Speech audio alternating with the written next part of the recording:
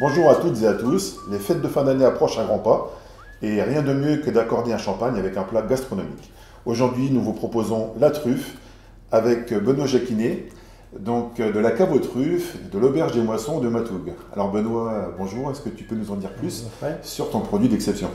C'est un produit d'exception car il est rare, surtout cette année, et on va pouvoir déguster la truffe Tuber ancinatum, truffe dite de Bourgogne, truffe de la Champagne, d'automne.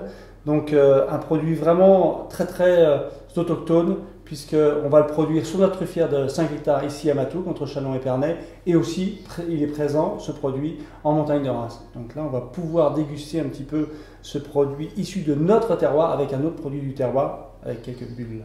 Donc un accord régional champagne. On ne peut pas mieux au niveau de cet accord liquide et solide. Benoît, nous allons attaquer la dégustation de ta truffe. Est-ce que tu peux nous en dire un petit peu plus justement sur l'aspect sensoriel de ce produit? La truffe, donc dite de la Champagne, Tuber ancinatum, elle est noire à l'extérieur, chocolat veiné de blanc à l'intérieur, comme on peut le voir là, d'octobre à décembre, et elle a un côté plutôt végétal, à contrario de la truffe noire qui est animale.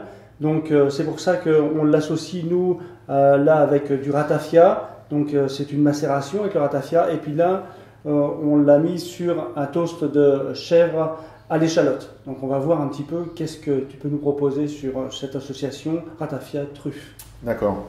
Alors effectivement, le ratafia, la préparation à l'échalote, d'ailleurs, va me demander un champagne qui a une forte présence, notamment en fin de bouche, quelque chose d'assez relevé, d'assez puissant. Donc je vais me tourner plutôt vers une base de pinot noir. Ici, c'est un 100% pinot noir avec la maison Penet Chardonnay. Donc Alexandre Penet qui élabore des champagnes plutôt assez de terroir, justement, avec beaucoup de races et de typicité.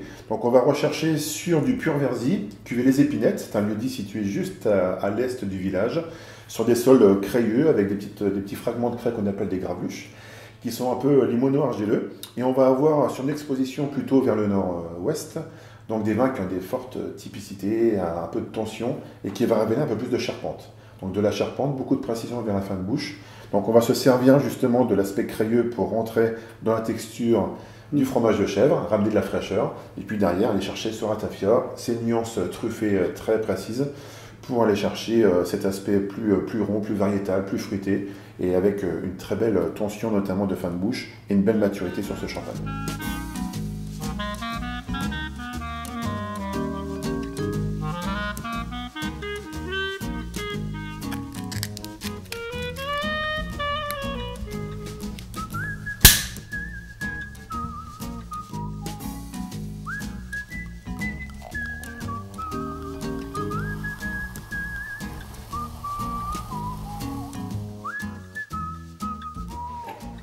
Donc passons maintenant à l'examen pratique. Donc un champagne qui se présente paré d'une robe de couleur or jaune pâle, presque un peu jaune bouton d'or, avec des reflets jaune pâle argentés, signe de jeunesse pour ce champagne issu d'un millésime 2009. Donc on voit bien l'élégance qui est déjà incarnée par des bulles très fines.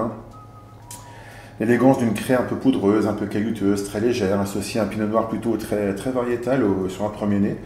Donc ce caractère un peu fruité, légèrement cassis, un peu chèvrefeuille également. Et puis qui développe des notes légèrement de fruits confits, le côté pomme rouge, et puis on va développer le côté quetch également un peu. Donc en bouche, on retrouve un champagne, effectivement, on a l'aspect crayeux qui amène beaucoup d'élégance et la persistance de la lange en fin de bouche. Et puis derrière ce fruité, cette puissance du pinot noir qui s'exprime au fur et à mesure, avec quelque chose de pur, de très élancé. Donc je te propose de tester maintenant avec ce que tu nous as cuisiné.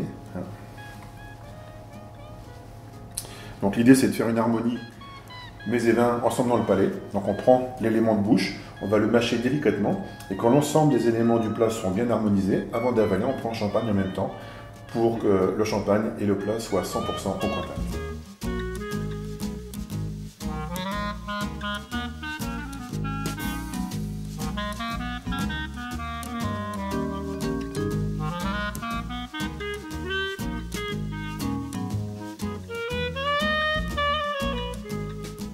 Donc au milieu de bouche, tu vois cette fusion de la craie avec la texture du chèvre.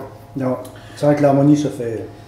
Le ratafia qui amène un côté sucré qui équilibre la charpente. Puis derrière ce fruité enrobé, un peu de tannins justement, un peu puissant qui fusionne et qui est pris par la main par la truffe. Hein. La truffe, il ne faut pas la chercher, le renforce. C'est vraiment. Surtout cette fin de bouche là, qui est vraiment très complémentaire. Ouais. Une fin de bouche qui est assez exponentielle. Hein. C'est très persistant, c'est très gastronomique dans l'âme, c'est très fusionnel, fin, élégant. En tout cas, merci pour cet accord, Benoît.